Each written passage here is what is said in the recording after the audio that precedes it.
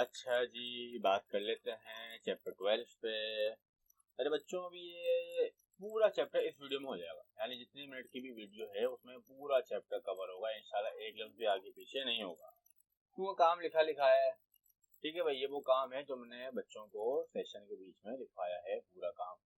ठीक है ना? कब लिखवाया था भाई? सितंबर में चल रही थी कहानी वाली। चलें स्टार्ट करते हैं। इलेक्ट्रोस्टैटिक भाई फिर की ऐसी ब्रांच है जिसमें हम रुके हुए चार्जेस को पढ़ते हैं, रुके हुए स्टैटिक चार्जेस को पढ़ते हैं। अच्छा जी। आ गई बात यहाँ तक। इस चैप्टर का एक नाम और होता हमें मिलता है बाद में फेडरल किताबों में, कि इसको स्टैटिक इलेक्ट्रिसिटी भी कह सकते हैं, रुका हुआ चार्ज है। अच्छा, एक चीज यहाँ पे बता देता हूँ, जो रुका हुआ चार्ज होता है वो सिर्फ और सिर्फ इलेक्ट्रिक फील्ड प्रोड्यूस करता है। इस जुमले को एमसीक्यू के लिए याद कर लो सारे के सारे। चार्ज, ये चार्ज है क्या भाई? भाई इलेक्ट्रॉन इलेक्ट्रॉन को क्या करता है? रिपेल करता है। प्रोटॉन प्रोटॉन को रिपेल करता है। इलेक्ट्रॉन प्रोटॉन को अट्रैक्ट करता है। इस अट्रैक्टिव या रिपल्सिव प्रॉपर्टी को चार्ज कहता है। अब बात करेंगे क्वांटाइजेशन ऑफ चार्ज। वो तमाम चीजें जिनकी छोटी से छोटी वैल्यू पता हो, जिसकी सबसे छोटी वैल्यू पता हो, उसको क्वांटाइज क्वांटिटी कहते हैं। चार्ज भी एक क्वांटाइज क्वांटिटी, क्योंकि इसकी सबसे छोटी वैल्यू हमको पता है, और वो होती है चार्ज ऑफ 1 इलेक्ट्रॉन। जाहिर है किसी बॉडी से इलेक्ट्रॉन जाता है या आता है तो चार्ज आता है, तो आधा इलेक्ट्रॉन तो नहीं जा सकता, लिहाजा सबसे कम चार्ज कब आता है? जब एक इलेक्ट्रॉन जाता है, और वो वैल्यू होती है ये 1 कूलम। अब आप देखेंगे 1 कूलम नहीं है, बहुत, एक इलेक्ट्रॉन चार्ज तो बहुत कम है। तो कितने इलेक्ट्रॉन को जमा करूं, प्लस करूं, 1 2 3 4 के 1 कूलम के बराबर आ जाए? तो एमसीक्यू में पूछते हैं कि भाई कितने इलेक्ट्रॉनों का चार्ज 1 कूलम के बराबर होता है? तो 6.25 exponent 18 electron. The collective charge of 6.25 exponent 18 electrons called 1 coulomb. सही है। अच्छा, चार्ज एक कंजर्व क्वांटिटी भी होती है, कहीं आगे लिखा हुआ, बल्कि लिखा हुआ charge is a conserve quantity. जो टोटल चार्ज है यूनिवर्स को, जाहिर है वो कांस्टेंट है, चीजें न्यूट्रल होती रहती है, बनती रहती है, वगैरह वगैरह। चार्ज खत्म नहीं होता। अगर बजाय आपको लगे कि चार्ज नहीं है, जैसे फोटोन, लाइट का पार्टिकल फोटोन, बजाय इस पे चार्ज नहीं है, तो इसका ये मतलब नहीं कि चार्ज गायब हो गया। इसमें प्लस भी होता है, माइनस भी होता है, तो ये न्यूट्रल हो जाता है। लिहाजा ये सीन न्यूट्रॉन का भी होता है। एप्लीकेशन ऑफ चार्ज भाई, हमारी पूरी की पूरी दुनिया जुड़ी हुई किससे? चार्ज। ये पेन जुड़ा हुआ है ना, ये एटम, यहाँ पे जो एटम ने एटम को पकड़ा हुआ है, एटम में दूसरा एटम को पकड़ा हुआ है, कौन सी समझ बॉन्ड लगाया गया वहां पे? तो भाई वहां पे समझ बॉन्ड नहीं है ना सिग्मा बॉन्ड है, वहां पे इलेक्ट्रॉन इलेक्ट्रॉन की अट्रैक्शन है, एटम एटम की अट्रैक्शन है, क्योंकि न्यूक्लियस इलेक्ट्रॉनों को पकड़ के रखता है, तो वो अट्रैक्शन की वजह से जुड़ा हुआ है, वरना ये जुड़ नहीं सकता था। तो पूरी की दुनिया बनी हुई है इलेक्ट्रिक फील्ड की वजह से, इलेक्ट्रोस्टैटिक फील्ड की वजह से। टाइप्स ऑफ चार्ज ठीक है भाई, पॉजिटिव नेगेटिव दो होते हैं। इलेक्ट्रोस्टैटिक फोर्स क्या है? हमने बात ही कर ली पहले, कि इलेक्ट्रॉन इलेक्ट्रॉन को रिपेल करता है, प्रोटॉन प्रोटॉन को रिपेल करता है, इलेक्ट्रॉन प्रोटॉन को अट्रैक्ट करता है। इस अट्रैक्टिव और रिपल्सिव प्रॉपर्टी को चार्ज कहते हैं, लेकिन इस फोर्स को इलेक्ट्रोस्टैटिक फोर्स कहते हैं। अब आने, जो मैंने बात शुरू बता भी दी थी, यहाँ पे लिख दी थी बच्ची ने हमारी, कि जो रुका हुआ चार्ज होता है वो सिर्फ और सिर्फ स्टैटिक इलेक्ट्रिक फील्ड बनाता है। ठीक है जी। और अगर मूविंग चार्ज होगा, चैप्टर 14 की बात है, अगर मूविंग चार्ज होता है तो वो इलेक्ट्रिक फील्ड भी बनाता है, मैग्नेटिक फील्ड भी बनाता है। अब बात करते हैं कूलम्स लॉ की। कूलम्स लॉ की लंबी छोटी बात नहीं करें, क्योंकि आपको तो ये पता है कि दो चार्ज हैं, छोटे छोटे हैं तो हल्के रिपेल करेंगे, बड़े बड़े हैं तो ज्यादा रिपेल करेंगे। दो चार्ज हैं, करीब करीब हैं तो अट्रैक्ट ज्यादा करेंगे, दूर दूर हैं तो अट्रैक्ट कम करेंगे। हाँ या ना? है ना भाई? तो वही बात मैंने लिखी है। Electricity force between charges is directly proportional to product of magnitude of charge. Directly proportional है, मैंने तो करके भी दिखाया, मुझे बताओ, आसान बात है, बच्चों को रटी है भाई, यही बात तो बच्चों को पता है, आगे घंटा नहीं पता है, आगे क्या बताएंगे। ये बन जाता है कि इसके बराबर है, एप्सिलॉन नॉट आ जाता है, फील्ड बन जाएगी, उसकी वैल्यू है, इसकी वैल्यू है, सबकी वैल्यू है। चलो भाई मजे से। अब ये ई नॉट होता क्या है, जरा थोड़ी सी बात कर ले। देखो भाई, एक प्लस चार्ज और एक माइनस चार्ज, इनके बीच में हवा है, तो ये दूसरे को अट्रैक्ट करेंगे। मान लेते हैं प्लस माइनस को अट्रैक्ट करें, लेकिन अगर इनके बीच में कागज की शीट रख दो, तो अब ये उतना अट्रैक्ट नहीं करेंगे जितना पहले कर रहे थे, तो फोर्स क्या हो गई? कम। तो मीडियम, बीच में जो जगह है, वो कितनी इजाजत दे रहा है इनको अट्रैक्ट करने की, कितनी इजाजत दे रहा है इलेक्ट्रिक फील्ड को पास होने की। वो इजाजत, परमिट इजाजत, वो कहलाती है परमिटिविटी। तो कितनी इजाजत मिल रही है वो कहलाती है परमिटिविटी। अब कूलम्स लॉ की कुछ लिमिटेशन है कि सबसे पहली बात, ये सिर्फ और सिर्फ स्टैटिक चार्जेस अप्लाई होता है। अगर चार्ज मूव हो रहे होंगे तो 1 घंटा का, ये सबसे काम की बात है बेटा, कोई नहीं पड़ा कराची में, सुन लो भाई, ये सिर्फ रुके हुए चार्जेस पे काम करता है। दूसरी बात, ये सिर्फ 2 चार्जेस पे काम करता है, 3 चार्ज हुए तो full. It works on point charges only. Charge body का लफ्ज नहीं होगा, पॉइंट चार्ज, छोटे छोटे चार्ज। पॉइंट चार्ज का होता है अलग से बात करेंगे। It works only in dry weather. ये भाई, ये मैं दरअसल एक किताब पढ़ रहा था बाहर की, बीएससी में, बड़ी मोटी सी किताब थी, हेरिडे, और उसमें ये पॉइंट था कि जो जहाँ पर नमी होती है वहाँ काम नहीं करता कूलम से, क्योंकि जो नमी के मॉलिक्यूल हैं, पानी के मॉलिक्यूल हैं, वो चार्ज को रुकने नहीं देते, चार्ज को पकड़ के आगे पीछे ले जाते हैं, तो कूलम से वहाँ पे काम नहीं करता। तो मैंने वहां से पॉइंट कॉन्क्लूड किया कि भाई ड्राई वेदर पे काम करेगा, सी साइड पे काम नहीं करेगा, कराची में काम नहीं करेगा कूलम से। कूलम का एक्सपेरिमेंट सीवीओ के साइड पे नहीं हो सकता, ठीक है भाई। Coulomb does not work on femtometre. अगर फासले बहुत कम हो, हमें पता है कि 2 चार्ज ये ज्यादा रिपेल करेंगे या ये ज्यादा रिपेल करेंगे, तो आप बोलेंगे सर ये ज्यादा रिपेल करेंगे। अच्छा ये या ये, तो आप बोलेंगे सर ये। अच्छा ये या ये, तो फासला कम करते करते करते करते अगर मैं 10 के बाद -15 कर दूं तो फिर रिपेल नहीं करते, फिर तो अट्रैक्ट करते हैं। उल्टा फिनोमेना हो जाता है, न्यूक्लियर फोर्स जनरेट हो जाती है। यहीं से ताल्लुक बनता है कूलम लॉ का, यहीं से ताल्लुक बनता है न्यूक्लियर फ्यूजन का। लेकिन अभी मेरा टॉपिक नहीं है फ्यूजन, तो मैं उसको अभी स्किप करके आगे बढ़ रहा हूँ। हाँ अच्छा जी, इलेक्ट्रिक फील्ड। अच्छा ये तो बात है कि भाई अभी तक पेपर में तुम्हें अभी तक एक लफ्ज याद नहीं करना चैप्टर का, पेपर के लिए याद करना आगे बताऊंगा। इलेक्ट्रिक फील्ड, किसी भी चार्ज के अराउंड वो सारी फील्ड जहां तक चीज फोर्स रखती शक्ति है वो कहलाती है इलेक्ट्रिक फील्ड। पॉइंट चार्ज क्या होता है? पॉइंट का मतलब क्या है? छोटा। पॉइंट ले लो तुम, छोटा छोटा, ये पेन पॉइंट नहीं हो सकता। पेन की निब ऊपर की टॉप बिल्कुल ये कोना बारीक से बारीक कर दूं, जर्रे बना दूं, वो कहलाएगा पॉइंट। तो अगर बहुत छोटी बॉडी हो, उस पर चार्ज इतना हो कि बॉडी से ज्यादा चार्ज आ रहा है, जैसे मिसाल के तौर पे 20 किलो के बच्चे को मैं 50 किलो कपड़ा पहना दूं, तो बच्चे का वजन तो गया ना, कपड़े का वजन ज्यादा हो गया। तो इतनी छोटी बॉडी हो, उस पर चार्ज बहुत ज्यादा हो कि बॉडी से ज्यादा आप चार्ज पे आगे पीछे डाल दो, तो ऐसी बॉडी को पॉइंट चार्ज कहते हैं, लेकिन छोटी होनी चाहिए। सही है। आगे दो तरह की है, एक सोर्स चार्ज और एक टेस्ट चार्ज।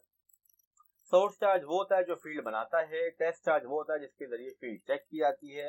एक मशहूर एमसीक्यू है कि सोर्स चार्ज पॉजिटिव नेगेटिव हो सकता है, लेकिन टेस्ट चार्ज आमतौर पर सिर्फ और सिर्फ पॉजिटिव ही लिया जाता है किताबों में, या इंटर तक की किताबों में ये पॉजिटिव ही होता है।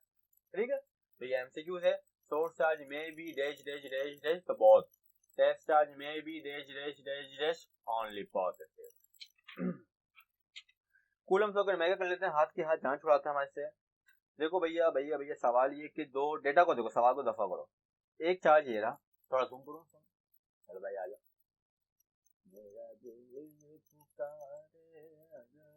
चलें जी।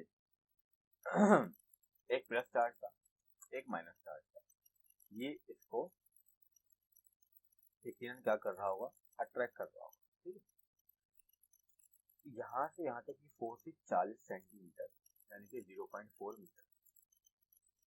इसकी वैल्यू ये थी, इसकी वैल्यू ये थी। इसकी वैल्यू माइनस में लिखी होती किताब में, लेकिन मैंने माइनस नहीं लिखा, तो माइनस नेचर का होता, तो मैंने यहाँ पे प्लस ही लेने दिया। ठीक है, आप भी नहीं लिखेंगे माइनस। इन दोनों के बीच में चार्ज आके रखिए, क्योंकि पॉजिटिव नेचर का है। तो आप मुझे बताएं, ये इसे क्या करेगा, रिपेल करेगा, और ये इसे क्या करेगा, अट्रैक्ट करेगा। ये इन दोनों के दरमियान जो फोर्स ऑफ रिपल्जन होगी उसे क्या कहेंगे, F13। इन दोनों के दरमियान क्या बोलेंगे, F23। और अब ये वाला फासला आधा आधा हो जाएगा, तो 0.4 का आधा आधा हो जाएगा। अब वो कह रहे हैं कि इस पे लगने वाली टोटल फोर्स बताएं और डायरेक्शन बताएं। डायरेक्शन तो हमें समझ आ रही है कि टुवर्ड्स Q2 राइट, फोर्स ऐसे लग रही है, क्यों लग रही है राइट ऐसे। तो डायरेक्शन तो आखिर में मैं सिर्फ एक लफ्ज लिखूंगा, टुवर्ड्स Q। अरे मुन्नी Q2 बोलना था बेटा, ये हमारी मुन्नी है बेटा, सेकेंडरी कहाँ पे निकल। टुवर्ड्स Q2 डायरेक्शन का मसला तो हल हो गया। अब सवाल को सॉल्व कर लेते हैं। तो भाई पहले मैं फोर्स निकालूंगा इन दोनों के दरमियान, फिर निकालूंगा इन दोनों के दरमियान, उसके बाद दोनों को प्लस करूंगा सीधा सीधा। तो आप देख दें कि F बराबर है F13 प्लस F23 का। आसान है, मैं करवा नहीं रही, लेकिन आप देख लें। पहले F13 निकाल लिया आपने, ठीक है ना, उसके बाद F23 निकाल लिया, दोनों को प्रेस कर लिया, आंसर आ गया, ठीक है ना। मैं जो F13 निकालूंगा और जो F23 निकालूंगा, भाई ये फोर्स तो है F13, इसके एक्सिस में निकालिए, और ये है 23, ये 23 लिखा है मुन्ने, लेकिन यहाँ पे 2 नहीं लिखा। भाई यार तुम है, देख रहे हो ना, बोर्ड से देख के बच्चे, ये हमारी मुस्कान ने लिखा है, मुस्कान ने लिखा है, लेकिन सारे बच्चे रो जाए इसके चक्कर में। चलें जी, यहाँ तक आ गए, प्लस कर लें, कहानी खत्म हो जाएगी। चलें आगे बढ़ते हैं। ये बड़ा टेक्निकल न्यूमेरिकल है, बड़ा समझना न्यूमेरिकल है, पहले इसकी कहानी सुन लें मुझसे आप। दो चार्ज आपको दिए, कितने फासले पे हैं ये दिए, कितनी फोर्स लग रही है दिया हुआ।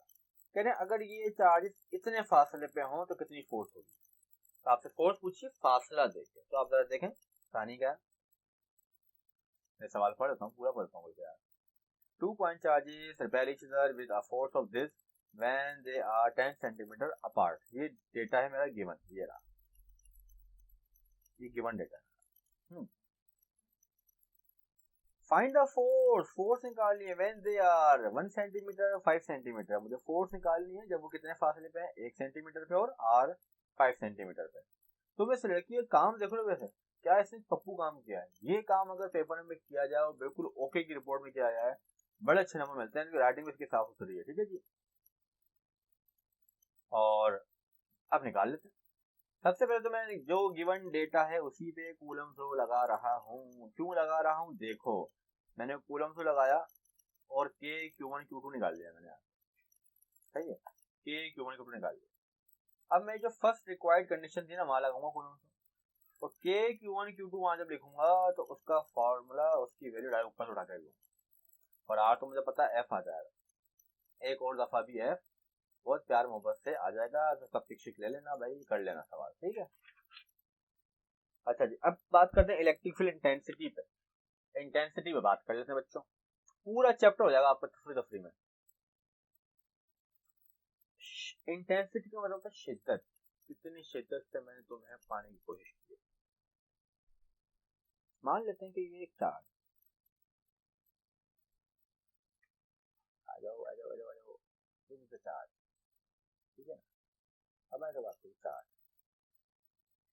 और ये आप ये दिख रहा हूँ, ये एक शादी की उंगली है, तो ये एक ही शादी होती है मेरी, तो ये वो हो गई हो, ठीक है ना। तो ये चार्ज, एक ये चार्ज, बड़ा चार्ज। अब बताएं कि ये इस पे फोर्स लगाएगा, बोले हाँ है, बताइए इस पे ज्यादा लगाएगा या इस पे ज्यादा लगाएगा। अब लोग इस पे ज्यादा लगाएगा, तो यानी कि मैग्नेटिक यानी इलेक्ट्रिक फील्ड के अंदर जो फोर्स लगती है बराबर की नहीं लगती, करीब वालों पे ज्यादा लगती है, दूर वालों पे कम लगती है। यही डेफिनेशन है force per unit test charge in an electric field of source charge. Source charge की फील्ड में टेस्ट चार्ज पे जो फोर्स होती है वो इलेक्ट्रिक फील्ड इंटेंसिटी कहलाती है। यहाँ तक की कहानी आ जाएगी, ये बन जाएगा। इसकी एक और ऐसा यूनिट होती है वोल्ट पर मीटर, है। इसकी एक यूनिट और हो सकती है, मैं यहाँ लिख लेता हूँ कि यहाँ लिख लेता हूँ यूनिट करके, जूल पर कूलम इंटू मीटर। ये सारी इसकी यूनिट्स हैं, तो इनको देख लीजिएगा बेटा। और ये मैंने जब बता रहा था उस लड़की को, तो उसने लिखा था क्लास में, the only physical quantity having more than one ऐसा यूनिट, ये एमसीक्यू आया हुआ है, तो वो कौन सी फिजिकल क्वांटिटी है जिसकी एक से ज्यादा ऐसा यूनिट होते हैं बेटा, वो ये इलेक्ट्रिक फील्ड इंटेंसिटी। एक छोटा सा प्रूफ आता है, इसकी दो यूनिट है ना, न्यूटन पर कूलम वोल्ट पर मीटर। तो कहते हैं प्रूफ करो कि न्यूटन पर कूलम वोल्ट पर मीटर के बराबर है। तो प्रूफ तो हम 2 मिनट में कर लेंगे, पकड़ ली, लेफ्ट हैंड साइड पकड़ ली, ठीक है, मीटर से मल्टीप्लाई करा दिया। अब बताओ newton metre multiply, newton metre तो भाई जूल बन जाता है। फोर्स की वर्क सुना है ना, work equal to F D, सुना क्या है, लिख लो यहाँ देखो, W बराबर है किसके बेटा, मुन्नो, एफ डी पे। तो वर्क की जूल होती है, न्यूटन मीटर से जूल हो गया। अब मैंने जूल पर कूलम को अलग कर लिया दिखाने, क्योंकि जूल पर कूलम बराबर होता है वोल्ट के, कैसे जूल पर कूलम किसके बराबर होता है, वोल्ट के, यहाँ वोल्ट आ गया, वोल्ट अपॉन मीटर, बना नहीं बना, जो बनाना था बनाना, छोटा सा पूरा 4 नंबर में आएगा पेपर इंशाल्लाह। उसके बाद ये electric field intensity due two point charge, ये पेपर में आने वाला काम नहीं है, तो आसान है। इलेक्ट्रिक फील्ड इंटेंसिटी बराबर है F अपॉन Q के, F की जगह कूलम्स आ जाएगा, तो अगर दोनों पॉइंट चार्ज हैं तो उसकी फोर्स तो कूलम्स आ जाती है, तो Q upon Q upon R square होता है। अब आप उसको Q कह दो और इसको Q डैश कह दो, मसला नहीं है, ठीक है। डैश से डैश कैंसिल हो जाएगा, तो ये फॉर्मूला बन जाएगा इलेक्ट्रिक फील्ड इंटेंसिटी का पॉइंट चार्जेस के लिए, ठीक है। तो ये पेपर में आने वाला काम नहीं है। इलेक्ट्रिक लाइन्स वाला काम देख लेना, ये पेपर में आ भी सकता है। इलेक्ट्रिक लाइन्स वो लाइन्स होती हैं जिन पे इलेक्ट्रॉन चलते हैं। हमें पता है ना कि positive charge body negative charge को, जैसे पॉजिटिव चार्ज है और ये नेगेटिव चार्ज है, तो ये इसको अट्रैक्ट करेगा, बट हाउ, इसमें से लाइन्स निकलेंगी और इसमें जाएंगी, इसमें से लाइन्स निकलेंगी और इसमें जाएंगी, इसमें से लाइन्स निकलेंगी और इसमें जाएंगी, और ऐसे पकड़ के इसको लेके आएंगे इसमें पास। तो जिन ये जो लाइन है ना, ये कहलाती है इलेक्ट्रिक लाइन।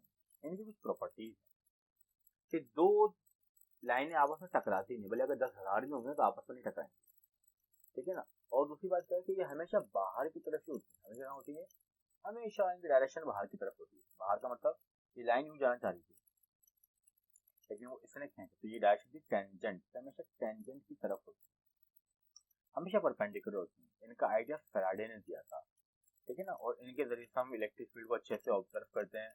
और अगर सीधी सीधी इलेक्ट्रिक लाइन्स हो, इसका मतलब होता है फील्ड स्ट्रॉन्ग है।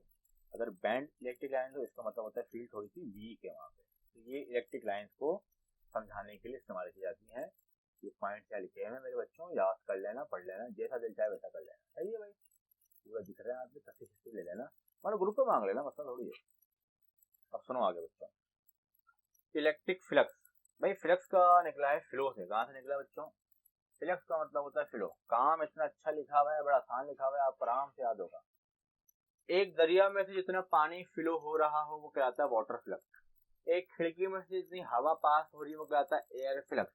एक एरिया में से जितनी इलेक्ट्रिक लाइन पास हो रही हो वो कहलाता है इलेक्ट्रिक फ्लक्स। क्या लिखा है, क्या लिखा है, number of electric lines passing through vector area is called electric flux।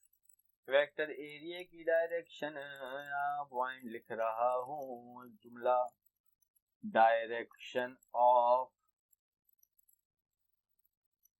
Vector area, MCQ की बात।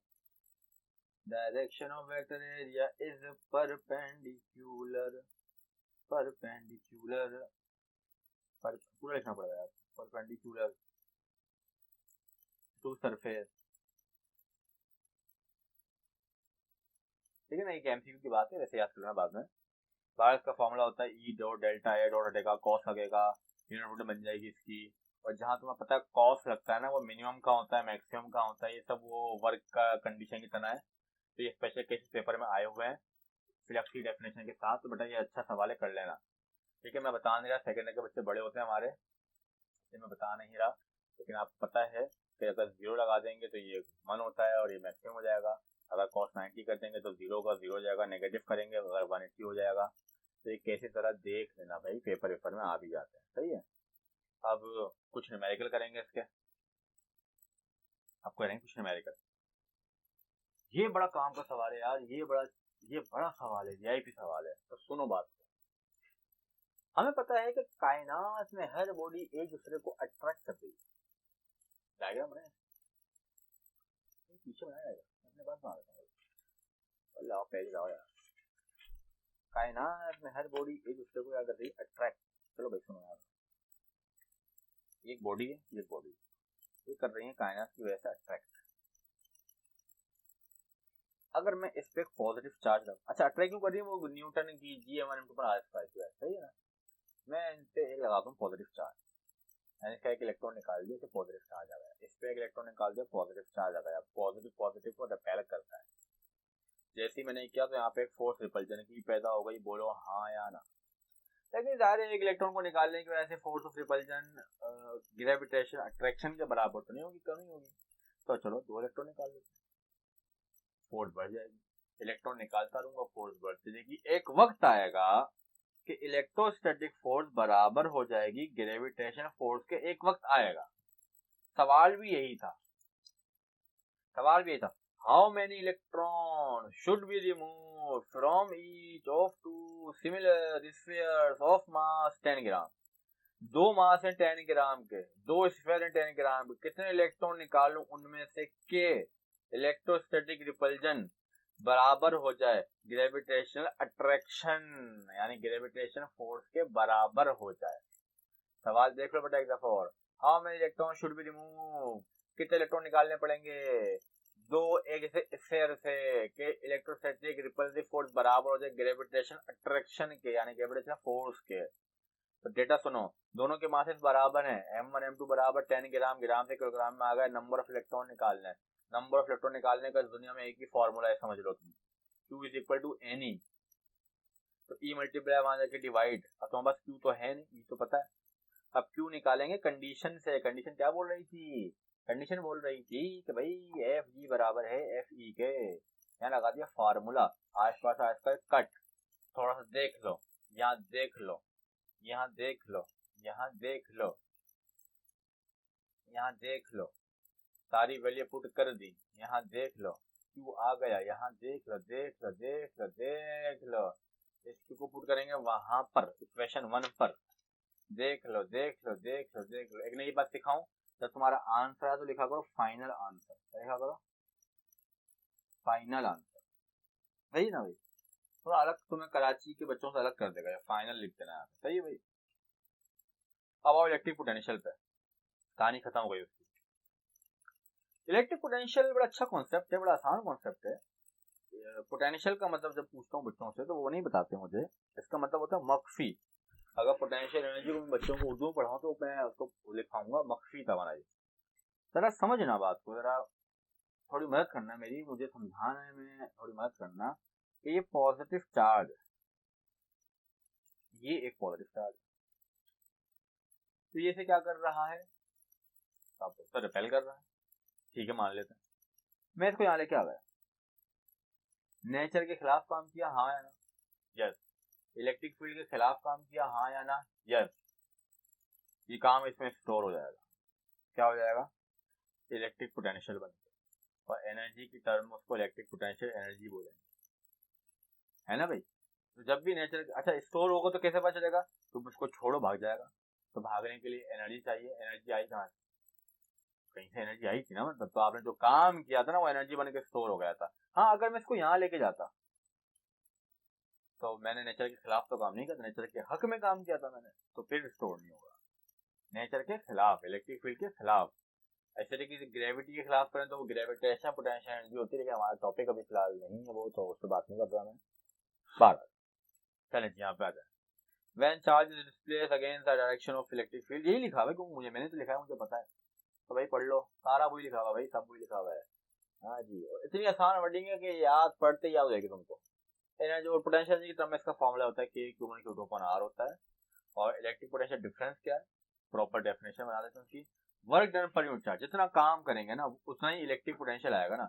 अगर मैं उसको कम यहाँ तक लेके आता तो पोटेंशियल कम आता, यहाँ तक लेके आता पोटेंशियल ज्यादा होता, तो वो देख लेना भाई, सही है भाई। बराबर होता है वर्क अपॉन चार्ज के, फिर एक टॉपिक होता है एब्सोल्यूट इलेक्ट्रिक पोटेंशियल, उसका फॉर्मूला ये बनता है। उसकी डेरिवेशन बहुत बड़ी होती है, मैं नहीं करवाता क्योंकि पेपर में नहीं आती कभी ना, तो इसलिए हम पढ़ाते हो बच्चों को, साइड पे कर देते हैं। ये इसकी यूनिट है। ये चार फॉर्मूले यहाँ पे अलग से लिखाए थे मैंने क्योंकि चारों एक जैसे होते हैं, हल्का हल्का सा फर्क है। फोर्स का है K/Q1 Q2 upon R square, electric field का है K/Q upon R square, U का है K/Q1 Q2 अपॉन R, बिल्कुल सेम है। V का है K/Q अपॉन R, ठीक है जी। और अब आगे बात कर लेते हैं, आगे बात कर लेते हैं, आगे बात कर लेते हैं, ठीक है भाई। ओए होए, ये तो शॉर्ट का सवाल है भाई, शॉर्ट का सवाल है, पेपर में आया हुआ है। Relation between electric field intensity and electric potential, वाह वाह वाह वाह वाह भाई। ये इलेक्ट्रिक लाइन है, हमने मान लिया कि वहां चार्ज मूव करवा रहे हैं किसी पॉइंट ए से बी तक, उसके फासले को पकड़ लिया हमने डायरेक्ट। भाई जूम करके दिखाऊंगा, अच्छा जूम करने का जो मजा है ना भाई, जूम करने का मजा है। तो ए से बी तक जा रहे हैं, और इसमें पॉइंट मैंने ए बी ले लिया, छोटा वाला ए बी, और ये फासले को डेल्टा एस कह दिया, कुछ भी कहूँ, आर कहूँ, जो भी कहूँ। और ये लिखा हुआ भी consider a test charge is displace, consider test charge displace delta S from point A to B, guys लड़की की एडिटिंग कितनी अच्छी है। लड़कों तुम मत देखना ये वीडियो, बेटा तुम लोग बेचारे ऐसा में कंपनी में आ जाओगे, इतनी अच्छी एडिटिंग है। Line of force A B as shown figure, ठीक है भाई ये बहुत छोटा है तो इलेक्ट्रिक फील्ड तकरीबन कांस्टेंट रहेगी, तो फॉर्मूला लगा देंगे ये वाला। लड़कों तुम मत देखना भाई वीडियो। वर्क बराबर होता है एफ डी के, तो एफ डेल्टा एस होगा, डॉट हटेगा तो कॉस थीटा लगेगा, और अगेंस्ट द डायरेक्शन होती है तो cos 180 होगा। देखते रहना बच्चों, cos 180 होगा तो cos माइनस का 1 होगा, ये माइनस का होगा। f की जगह ई क्यू आ जाएगा, या फॉर्मूला तो पड़ा है ना, ई बराबर होता है एफ अपॉन क्यू के। अब क्यू से क्यू कटेगा और माइनस भी वहां जाएगा और डेल्टा एस भी वहां जाएगा। ये delta we upon delta S कहलाता है पोटेंशियल ग्रेडियंट। क्या कहलाता है? Potential gradient. सुनो मुन्नो, ये delta we upon delta S कहलाता है पोटेंशियल ग्रेडियंट, यानी कि थोड़ा सा पोटेंशियल ग्रेडियंट मतलब समझो कि थोड़ा सा पोटेंशियल ग्रेडियंट। तो यहाँ से डेफिनेशन बनी इलेक्ट्रिक फील्ड की, अगर मैं कहूँ negative of potential gradient is called electric field intensity तो चलेगा। और खुद पोटेंशियल ग्रेडियंट की डेफिनेशन क्या है? Rate of change of electric potential with respect to distance या डिस्प्लेसमेंट। तो डेल्टा एस आ रहा है ना भाई, तो ये सवाल छोटा है, पेपर में इंपॉर्टेंट है, अगर लेना। क्या न्यूमेरिकल शानदार। ओ भाई न्यूमेरिकल की ये अच्छा है कि डायग्राम इस चीजों से बना ली थी, बहुत सारे न्यूमेरिकल है। देखें सीन क्या है, सवाल बाद में पढ़ेंगे, एक पॉइंट सुने। एक प्रोटॉन है बीच में, इसका वेट करता है नीचे की तरफ, इसका वेट नीचे की तरफ लाया करता है, और ये नेगेटिव फील्ड अगर इसको खींच रही हो तो ऐसा हो सकता है कि ये ऊपर चला जाए, अगर ज्यादा हो फोर्स। अगर ये ऊपर वाली फोर्स कम हो तो हो सकता है कि ये नीचे आ जाए, और अगर वो इतनी हो कि वेट के बराबर तो इस शायद रुका रहा है। तो इतनी ही फोर्स है, देखो लिखा हुआ है a proton of mass this charge देती, तो कांस्टेंट नहीं भी दे तो पता होना चाहिए बच्चों। Is held to be motionless, रुका हुआ है, between two horizontal plate. Horizontal horizontal होता है ना, हॉरिजॉन्टल प्लेट। कितने फासले में? 10 centimetre apart. Find the voltage. सही बात है भाई, ये जो इसको खींच रही है, जो शक्ति आ गई इनके अंदर, जाहिर सी बात है वो बैटरी का कमाल है, वोल्टेज दिया हुआ है आपने, तो कितने वोल्टेज है वो निकालना है, फासला दिया हुआ है। ये सवाल पेपर में इस तरीके से भी आता है कि वोल्टेज दे देते हैं और आर निकालना होता है। बहरहाल तो कंडीशन तो ये कि फोर्स बराबर है वेट के, और एफ बराबर है ई क्यू के, वेट एम जी के होता है, और ई खुद बराबर होता है वी अपॉन आर के, पीछे निकाला था ना ई के दोनों फॉर्मूले इस्तेमाल हुए हैं यहाँ पे। अब यहाँ पे आप वी निकालना तो सेपरेट करो, डिवाइड या मल्टीप्लाई डिवाइड, वैल्यू पुट करो, कहानी खत्म हो जाएगी। तो ये आसान सवाल है, इसको देख लेना, ये और ये बहुत पेपर में आया हुआ है। प्रोटॉन के नाम से आया हुआ है, पॉजिटिव चार्ज के नाम से आया हुआ है, पार्टिकल के नाम से आया हुआ है, एल्फा पार्टिकल के नाम। भाई एल्फा क्या है, कुछ भी पॉजिटिव तो है ना, बस पॉजिटिव पार्टिकल होना चाहिए। अब आ जाओ इलेक्ट्रिक पोटेंशियल सरफेस पे, इक्वी पोटेंशियल सरफेस पे, जरा बात समझते हैं मेरे बच्चों, प्यारे मुन्नो, एक बात बताना जरा बेटा। अरे यार इसको काटो, ये पॉजिटिव चार्ज, सही है, ये एक पॉजिटिव चार्ज, एक पॉजिटिव चार्ज है। अगर इसमें करीब लाऊं तो इसमें पोटेंशियल बढ़ेगा, अब यार अगर यहाँ लाऊं तो अब सेम रहेगा, फासला बराबर। अगर यहाँ ले आऊं तो फासला बराबर, अगर यहाँ ले आऊं तो फासला बराबर, अगर यहाँ ले आऊं तो फासला बराबर, अगर यहाँ ले आऊं तो इसका पोटेंशियल सेम रहेगा, क्योंकि बीच से इसका फासला कम नहीं हो रहा। तो चार्ज के अराउंड ऐसे सरफेस होते हैं, इमेजिनरी सरफेस है, यहाँ घूमते रहो, पोटेंशियल में कोई फर्क नहीं पड़ेगा। पोटेंशियल फर्क कब पड़ेगा? जब आप इससे करीब आ जाएंगे तो पड़ेगा, अगर इसी में घूमते रहेंगे तो फर्क। इसी तरीके से एक पॉइंट और मान लेते हैं गोल ऐसा, इसके हर पॉइंट पोटेंशियल क्या रहेगा? सेम, क्योंकि इससे सेंटर से फासला सेम है। इस पॉइंट पे भी क्या रहेगा? सेम, इन पॉइंट से भी क्या रहेगा? सेम। तो बेटा वो सरफेस से वो इमेजिनरी स्फीयर, ये भी स्फीयर है, अगर ये सीरीज सीरीज होते हैं, अगर चार्ज शीट हो तो वो इमेजिनरी सरफेस है जिसके हर पॉइंट पे पोटेंशियल सेम रहता है, वो कहलाते हैं इक्वी पोटेंशियल सरफेस। क्या कहलाते हैं बच्चों? इक्वी पोटेंशियल सरफेस कहलाते हैं। तो मेरे शहजादों जरा आप देख लेना, ये पॉइंट मैंने यहाँ पे लिख दिया। जब पोटेंशियल ही सेम है तो जाहिर है पोटेंशियल डिफरेंस जीरो होगा, तो जब पोटेंशियल डिफरेंस ही जीरो होगा तो जाहिर है वर्क क्या होगा? जीरो होगा। तो ये दो सरफेस आपस में टकराते नहीं है, ये फील्ड के परपेंडिकुलर होते हैं, सब लिखा हुआ है यहाँ पे। अब ये लाइन तो ऐसे बाहर आ रही होती है ना, तो इलेक्ट्रिक लाइन की क्या होगा? ये परपेंडिकुलर होगा। फील्ड के परपेंडिकुलर हैं, बाहर की तरफ जाते हैं, टकराते नहीं हैं, सबके सब। अब देखो इसका भी सेंटर यही था, इसका भी सेंटर यही है, सबके सेंटर सेम है, तो जिनके सेंटर से वो कॉन्सेंट्रिक कहलाते हैं। ये सब लिखा हुआ है, बड़ा अच्छा सा वीआईपी था, इसको मेरा ख्याल है पढ़ लेना तो इंशाल्लाह तुम्हारा भला हो जाएगा। अगली बात मैं करूंगा गॉसेस लॉ से। कहाँ से करूंगा बेटा? गॉसेस लॉ से बात करेंगे अगली, और ताकि बहुत लंबी भी ना हो। मेरा ख्याल है 2 वीडियो का वो बनेंगे आधे घंटे की, तो एक में गॉसेस लॉ पूरा हो जाएगा और एक में फिर कैपेसिटर का सारा काम इंशाल्लाह हमारा हो जाएगा। ठीक है बच्चों, खुश रहो, अल्लाह हाफिज, खाओ पियो जियो, अल्लाह हाफिज।